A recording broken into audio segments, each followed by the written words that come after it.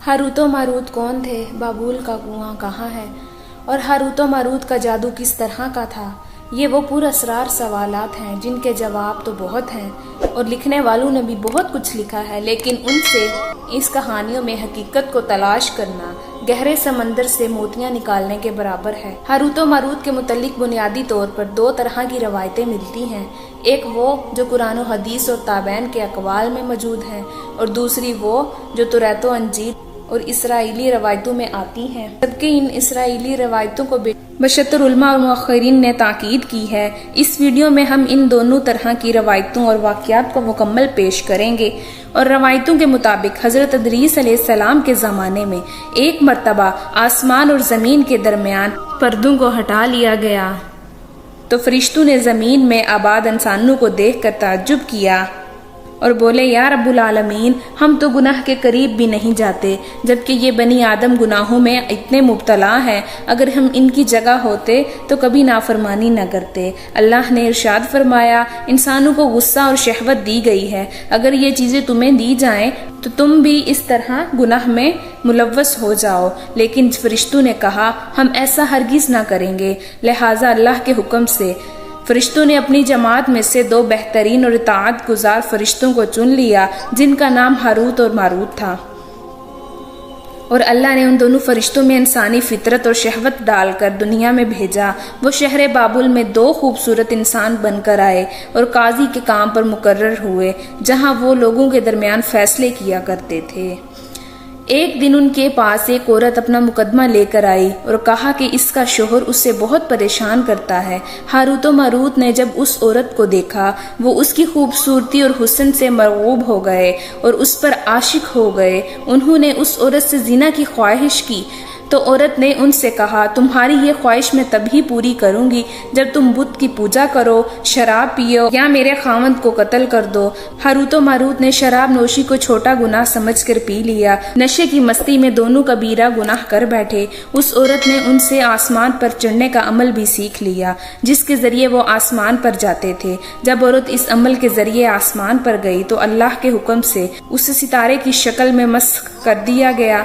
चूंकि इस औरत का नाम जोरा था, इसलिए वो सयारा ज़हरा कहलाया, जिसे आज विनस कहते हैं। इस गुनाह की वजह से हारूत व मारूत खुद वो इसमें आज़म भूल गए, जिसे पढ़कर वो आसमान पर जाते थे, और बतौर सजा उन्हें बाबुल के कुएं में उल्टा लटका दिया गया, जहां वो ता कयामत यूं ही कैद रहेंगे। इसे इमाम इब्ने कसीर और फखरुद्दीन राजी, जिसे मुफसिरीन अफसाना मनगढ़ंत कहानी करार देकर सख्ती से रद्द कर देते हैं, वही इमाम सुवैती जैसे उल्मा इस रवायत को मुस्तनद मानते हैं। हारूत व मारूत और जाए बाबुल के सिलसिले में एक कसरत से बयान की जाती है, जिसके मुताबिक एक जमाना ऐसा था जब शहर बाबुल रुए जमीन पर तहजीब व तमद्दुन का मरकज था।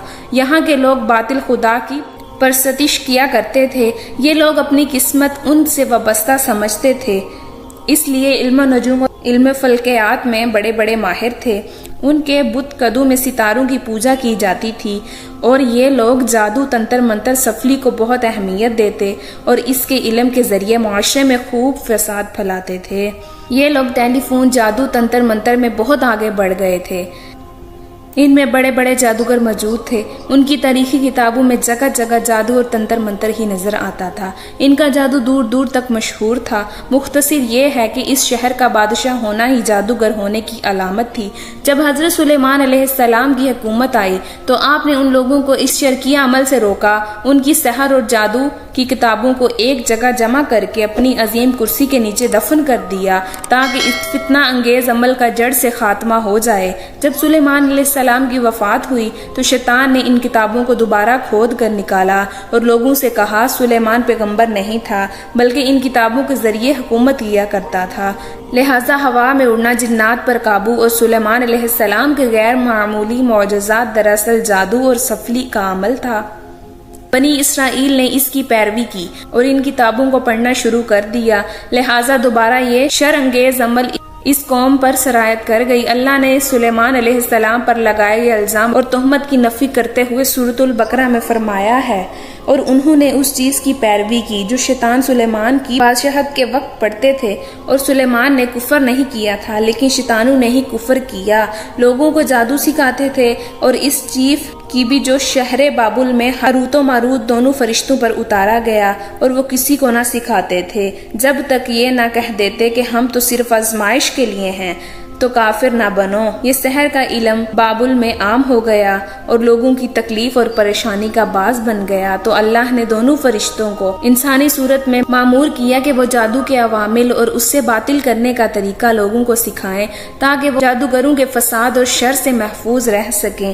لیکن یہ تعلیمات غلط مقصد کے لیے بھی استعمال ہو سکتی تھیں۔